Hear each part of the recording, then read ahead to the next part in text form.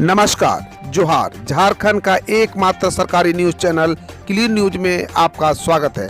समस्या किसान से जुड़ा हो या हो पारा शिक्षकों का मुद्दा, हर खबर पर होगी हमारी पैनी नज़र। सभी खबर सिलेक्टेड और काम की है, तो वीडियो के अंत तक बने रहें। साथ ही आप न्यूज को किस गांव या शहर से देख रहे हैं, हमें कमेंट में ज़रूर बताइए। आज का लाइक हम 100 रखते हैं, उम्मीद है कि आप इसे पूरा करेंगे। और रोजाना पंचायत चुनाव का अपडेट पाने के लिए चैनल को सब्सक्राइब कर बेल आइकन को प्रेस करें। तो चलिए जानते हैं आज का मुख्य समाचार। कोरोना की तीसरी लहर से लड़ने की तैयारी शुरू। कोरोना संक्रमण की संभावित तीसरी लहर से निपटने की तैयारियां जिला प्रशासन ने शुरू कर दी है। कोविड सेंटर में तब्दील होने वाले हसडिया में बनकर तैयार सुपर स्पेशलिस्ट अस्पताल में ऑक्सीजन युक्त 200 बेड तैयार किए जा रहे हैं। अस्पताल में ऑक्सीजन पाइपलाइन बिछाने का काम भी शुरू हो चुका है। शुक्रवार को सरियाहाट के प्रखंड विकास पदाधिकारी दयानंद जायसवाल ने ऑक्सीजन पाइपलाइन का निरीक्षण कर दिशा निर्देश दिया। 2 सप्ताह के भीतर पाइपलाइन का काम खत्म हो जाएगा। विश्वास में 4 युवकों ने अधेड़ को उतारा मौत के घाट। सीआरपीएफ कैंप जाकर किया सरेंडर। स्वास्थ्य सुविधा विहीन है सरंडा का ये इलाका। झारखंड के पश्चिमी सिंहभूम जिले के किरुबुरु थाना क्षेत्र में 4 युवकों ने अंधविश्वास में एक अधेड़ को मौत के घाट उतार दिया। इसके बाद चारों युवकों ने सीआरपीएफ कैंप जाकर पुलिस के समक्ष आत्मसमर्पण कर दिया। उन्होंने कहा कि ओझा गुनी के शक में उन सभी ने अधेड़ बुद्धराम चांपिया की हत्या कर दी। आपको बता दें कि सरंडा जंगल का ये इलाका स्वास्थ्य सुविधा विहीन है। इस कारण अंधविश्वास की जड़ें काफी गहरी है। इसके कारण कई लोगों की हत्या हो चुकी है। अफीम तस्करों के खिलाफ पुलिस की कार्रवाई। चारा में छिपाकर पंजाब ले जाकर रहे थे अफीम व डोडा के साथ 4 तस्कर चढ़े पुलिस के हत्थे। झारखंड के चतरा जिले की इटखोरी पुलिस की बड़ी सफलता हाथ लगी है। पुलिस ने 4 तस्करों समेत डोडा व अफीम बरामद किया है। इसे चारा में छिपाकर पंजाब ले जाया जा रहा था, तभी पुलिस ने गुप्त सूचना पर कार्रवाई की। डीएसपी केदारनाथ राम ने प्रेस कॉन्फ्रेंस कर यह जानकारी दी। झारखंड के चतरा जिले के इटखोरी थाना पुलिस की गुप्त सूचना पर 2 वाहनों की 9 बोरा डोडा और 250 ग्राम अफीम, 3,23,500 रुपये व 5 मोबाइल फोन समेत 4 अफीम तस्करों को गिरफ्तार किया है। झारखंड की चतरा पुलिस को मिली बड़ी सफलता। 1 करोड़ के ब्राउन शुगर समेत 9 तस्कर हुए गिरफ्तार। झारखंड की चतरा पुलिस ने ब्राउन शुगर तस्करों के विरुद्ध बड़ी कार्रवाई की है। अवैध रूप से ब्राउन शुगर का धंधा करने वाले 9 लोगों को गिरफ्तार किया गया है। गिरफ्तार लोगों के पास से 294.3 ग्राम ब्राउन शुगर बरामद किया गया। बरामद ब्राउन शुगर की कीमत अंतर्राष्ट्रीय बाजार में लगभग 1 करोड़ है। इस दौरान 7,74,800 रुपये में नगद बरामद किया गया है। यह जानकारी पुलिस अधीक्षक ऋषभ कुमार झा ने सदर थाना परिसर में शुक्रवार को आयोजित प्रेस वार्ता में दी। पेट्रोल, डीजल व रसोई गैस की बढ़ती कीमतों के खिलाफ कांग्रेस का विरोध प्रदर्शन। लोहरदगा में केंद्र की मोदी पर बरसे कांग्रेस नेता। झारखंड के लोहरदगा जिला कांग्रेस कमेटी द्वारा पेट्रोल, डीजल और रसोई गैस की कीमतों में बढ़ोतरी के खिलाफ विभिन्न पेट्रोल पंपों के समक्ष विरोध प्रदर्शन किया गया। मौके पर नेताओं ने कहा कि केंद्र सरकार पेट्रोल, डीजल और रसोई गैस की कीमतों पर काबू पाने में नाकाम रही है। केंद्र सरकार की गलत नीतियों के कारण पूरे देश में महंगाई बेलगाम हो गई है। चतरा के दुकानदारों को राहत। दुकान खुलने की समय सीमा बढ़ने से चौक चौराहा पर बढ़ी चहल पहल। सरकार द्वारा स्वास्थ्य सुरक्षा सप्ताह को 17 जून तक बढ़ाए जाने व दुकान शाम 4 बजे तक खुलने की अनुमति दिए जाने से शहर के विभिन्न चौक चौराहा पर चहल पहल बढ़ गई है। सुबह से ही खरीद बिक्री करने वालों की भीड़ लग रही है। सभी तरह की दुकानें खुल जाने से दूर दराज से लोग पहुंच रहे हैं। लॉकडाउन से लोगों को धीरे धीरे राहत मिलने लगी है। मजदूर रोजगार मिलने से खुश नजर आ रहे हैं। कोरोना की रफ्तार कम होने के बाद लोग अपने घरों से निकलकर खरीद बिक्री करना शुरू कर दिए हैं। सीएम हेमंत सोरेन ने रूपा तिर्की के घर वालों को दिलाया भरोसा कि हर हाल में मिलेगा इंसाफ। मुख्यमंत्री हेमंत सोरेन ने कल दिवंगत एसआई रूपा तिर्की के परिजनों से मुलाकात की। मुख्यमंत्री आवास पर माता पद्मावती उरांव, पिता देवानंद तिर्की और विधायक बंधु तिर्की के साथ एक प्रतिनिधि मंडल ने सीएम से मुलाकात की। प्रतिनिधि मंडल के सदस्यों ने मुख्यमंत्री से कहा कि उन्हें आशंका है कि सब इंस्पेक्टर रूपा तिर्की ने आत्महत्या नहीं की है, बल्कि उनकी हत्या हुई है। उन्होंने इस मामले में अब तक की जांच से असंतुष्ट जताते हुए मुख्यमंत्री से आग्रह किया है कि पूरे मामले की निष्पक्ष जांच कराई जाए और जो भी दोषी पाए जाए उनके खिलाफ कड़ी कार्रवाई की जाए ताकि परिवार को न्याय मिल सके। दीदी बाड़ी दीदी किचन के बाद अब दीदी बगिया महिलाओं को रोजगार देने के लिए झारखंड सरकार ने बनाई खास योजना। झारखंड में दीदी बगिया की शुरुआत बहुत जल्द होने वाली है। राज्य के ग्रामीण विकास विभाग ने पहले चरण में सूबे के सभी प्रखंड में 2-2 दीदी बगिया तैयार करने का लक्ष्य निर्धारित किया है। इस दीदी बगिया से राज्य के करीब 400 स्वयं सहायता समूह को जोड़ने की योजना है। इसका उद्देश्य मनरेगा के तहत महिलाओं को रोजगार देने के साथ साथ झारखंड के अंदर ऐसे नर्सरी को तैयार करना है जहां फलदार से लेकर इमराती पौधे मौजूद होंगे। झारखंड के सभी रेलवे स्टेशन, बस स्टेशन व एयरपोर्ट पर अस्थायी जांच बूथ बनेंगे। 24 घंटे जांच की होगी व्यवस्था। झारखंड सरकार राज्य में कोरोना की तीसरी लहर को रोकने के लिए हर संभव कोशिश में जुट गई है। इसी के मद्देनजर अब झारखंड में एंट्री करने वाले सभी व्यक्तियों की कोरोना जांच की जाएगी। इसके लिए राज्य के सभी रेलवे स्टेशन पर, बस स्टैंड और एयरपोर्ट पर कोरोना की जांच के लिए अस्थायी रैपिड एंटीजन टेस्ट जांच बूथ बनाए जाएंगे। राज्य के 57 लाख लोगों को PMGKY के तहत नवंबर तक मिलेगा मुफ्त राशन। 11 लाख ग्रीन कार्डधारी को नहीं मिलेगा। झारखंड में अब गरीबों को निवाले पर केंद्र और राज्य का मामला अटक गया है। राशन वितरण के मामलों में इन्हें 2 वर्गों में विभक्त कर दिया गया है। एक केंद्र के गरीब और दूसरे राज्य के गरीब। केंद्र के गरीबों को भी प्रधानमंत्री गरीब कल्याण योजना के तहत नवंबर तक मुफ्त में राशन मिलेगा, लेकिन राज्य के गरीबों को इस योजना के तहत राशन के आवंटन पर पाबंदी लगा दी गई है। फिलहाल राज्य सरकार की तरफ से भी उनके लिए अलग से कोई निर्णय नहीं लिया गया है। ऐसे में लगभग 11 लाख लोगों को खाने के लाले पड़ सकते हैं। इस मामले में फिलहाल न ही राज्य के अधिकारी कुछ बता पाने में सक्षम है और न ही जिला स्तर के डीलर। 10वीं और 12वीं के छात्रों के लिए मूल्यांकन का आधार घोषित करे सरकार। Jharkhand parents association. Jharkhand parent association के अध्यक्ष अजय राय ने राज्य सरकार के 10वीं और 12वीं की कक्षा की जैक बोर्ड परीक्षाएं रद्द करने के निर्णय का स्वागत किया है।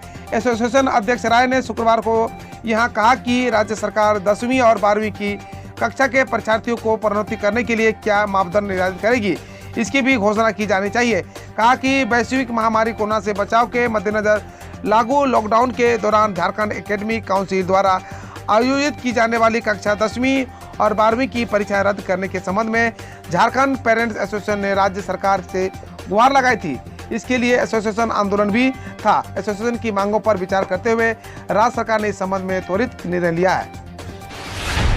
कैसे काम पर लौटेंगे प्रवासी? ट्रेनों में टिकट नहीं, जून तक है 300 वेटिंग। जाने बिहार से लेकर यूपी झारखंड के हाल।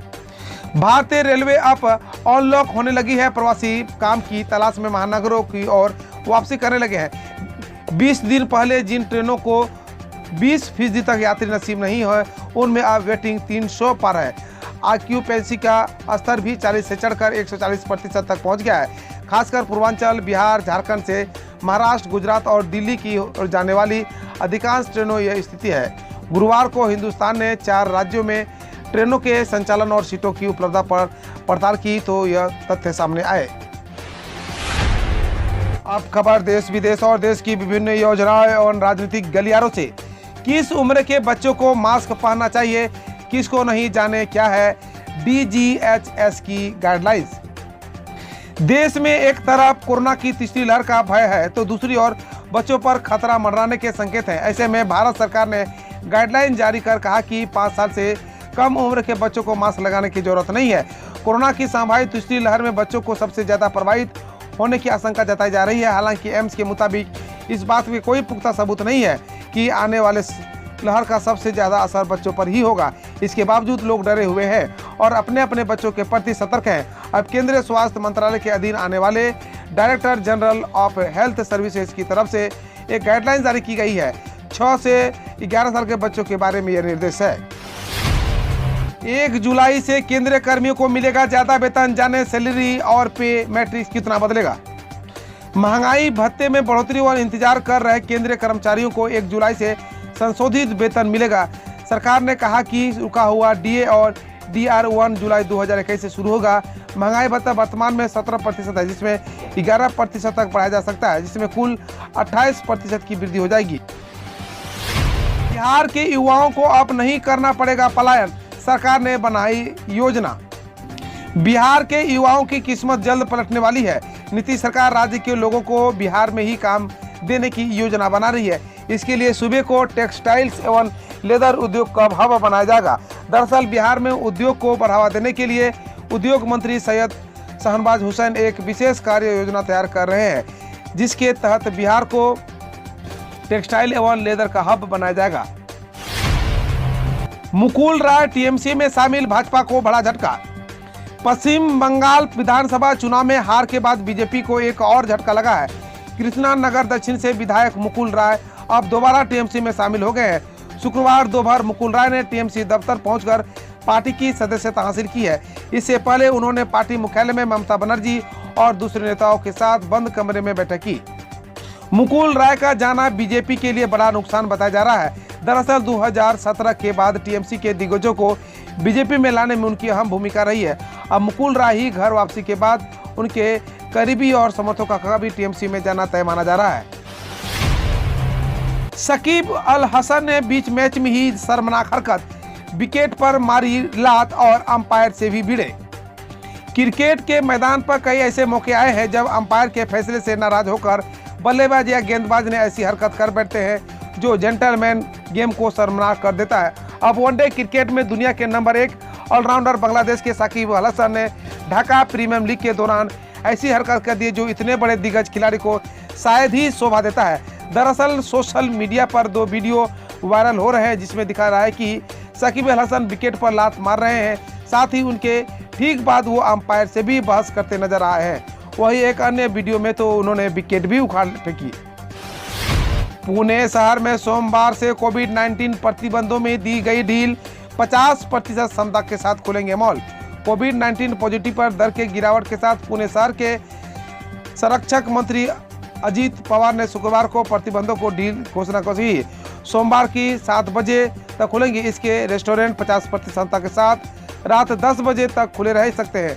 लाइब्रेरी मॉल 50% क्षमता के साथ खुलेंगे, जबकि सिनेमा हॉल बंद रहेंगे। प्रतिबंधों के बावजूद जन्मदिन पर 14 पारिवारिक सदस्यों के साथ मंदिर पहुंचे कर्नाटक के मंत्री। कर्नाटक के मंत्री के एस ईश्वरप्पा राज्य के कोविड-19 प्रतिबंधों के बावजूद अपने जन्मदिन पर परिवार के 14 सदस्यों के साथ मंदिर पहुंचे थे। बतौर रिपोर्ट से 10 जून को उनके 73वें जन्मदिन के मौके पर इस मंदिर को विशेष रूप से खोला गया था। कोविड-19 मापदंडों के अनुसार कर्नाटक के सभी पूजा स्थलों के अंदर आगंतुकों को प्रवेश पर रोक है।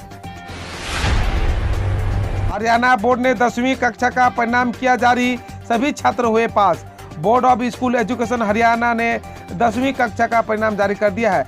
सभी छात्र उत्तीर्ण घोषित हुए हैं। स्कूलों द्वारा भेजे गए आंतरिक मूल्यांकन के अंकों को प्रायोगिक परीक्षा के अंकों के आधार पर परिणाम तैयार हुआ है। यदि कोई छात्र परिणाम से असंतुष्ट नहीं है तो वह बोर्ड की आगामी परीक्षा में शामिल हो सकता है। रेसलर हत्याकांड में गिरफ्तार पहलवान सुशील कुमार की न्यायिक हिरासत 25 जून तक बढ़ाई गई। दिल्ली की रोहिणी अदालत ने छत्रसाल स्टेडियम में रेसलर सागर राणा की हत्या के मामले में गिरफ्तार पहलवान सुशील कुमार की न्यायिक हिरासत 25 जून तक बढ़ा दी है। दिल्ली पुलिस ने 23 मई को सुशील को गिरफ्तार किया था। हाल में कोर्ट ने जेल में हाई प्रोटीन डाइट की मांग वाली सुशील की याचिका पर खारिज कर दी थी। ईंधन की कीमतों में फिर से बढ़ोतरी के बाद मुंबई में पेट्रोल 102 रुपये प्रति लीटर हो गया है। देश में शुक्रवार को ईंधन की कीमतों में एक बार फिर से बढ़ोतरी होने के बाद कई जगहों पर पेट्रोल और डीजल के दाम रिकॉर्ड उच्च स्तर पर पहुंच गया है। मुंबई में पेट्रोल का रेट बढ़कर 102 रुपया प्रति लीटर हो गया है, जबकि डीजल की कीमत 94.15 लीटर तक पहुंच गई है। वहीं दिल्ली में पेट्रोल 95.85 लीटर और डीजल 86 रुपया 75 लीटर प्रति बिक रहा है। असम में कोविड-19 से अनाथ हुए बच्चों को 7,81,000 की एफडी व विधायक को 2,50,000 मिलेंगे। असम के मुख्यमंत्री हिमंत बिस्वा शर्मा ने कोविड-19 के कारण माता पिता को खोने की वाले बच्चों के खिलाफ गुरुवार को मुख्यमंत्री शिबू सेवा के तहत 7.81 लाख की एफडी 1 लैपटॉप व कौशल आधारित शिक्षा की घोषणा की गई है। कोविड-19 से पति को खोजे जाने वाली महिलाओं के लिए 2.5 लाख की वित्तीय सहायता का भी ऐलान किया गया है। आरबीआई ने 15 से 17 रुपया की एटीएम इंटरचेंज फीस 1 अगस्त से होगी कार्रवाई। आरबीआई ने फाइनेंशियल ट्रांजैक्शन के लिए एटीएम इंटरचेंज फीस 15 से बढ़ाकर 17 रुपये कर दी गई है। ये दर 1 अगस्त 2021 से प्रभावित होगी। गौरवतलब की कार्ड जारी करने के वाला बैंक एटीएम ऑपरेटर को इंटरचेंज फीस भुगतान तब करता है जब इसका कस्टमर उस बैंक के एटीएम के बजाय किसी और बैंक के एटीएम पर ट्रांजैक्शन करता है। तेज प्रताप मांझी की मुलाकात पर बोले सुशील मोदी, एनडीए एकजुट, नीतीश सरकार पर आंच नहीं। राज्यसभा सांसद और बीजेपी नेता सुशील कुमार मोदी ने लालू प्रसाद यादव के बड़े बेटे तेज प्रताप यादव और पूर्व मुख्यमंत्री जीतन राम मांझी की मुलाकात का निशाना साधा। सुशील मोदी ने अपने एक ट्वीट के जरिए तंज कसते हुए कहा कि मांझी दलितों के सर्वमान्य नेता है, उन पर डोरे डालने वाले सफल नहीं होंगे। एनडीए एकजुट है, नीतीश सरकार अपना कार्यकाल पूरा करेगी। उन्होंने कहा कि पूर्व मुख्यमंत्री जीतन राम मांझी ने एनडीए के वरिष्ठ नेता हैं, किसी प्रतिनिधित्व की उनके शिष्टाचार भेंट का राजनीतिक मायने नहीं निकालने चाहिए। हम रोज ऐसे ही न्यूज लाते रहेंगे, तो यदि आपने अभी तक क्लीन न्यूज को सब्सक्राइब नहीं किया है तो पहले फटाफट सब्सक्राइब कर लें, साथ ही बेल आइकन को दबा दें ताकि कोई अपडेट मिस ना हो।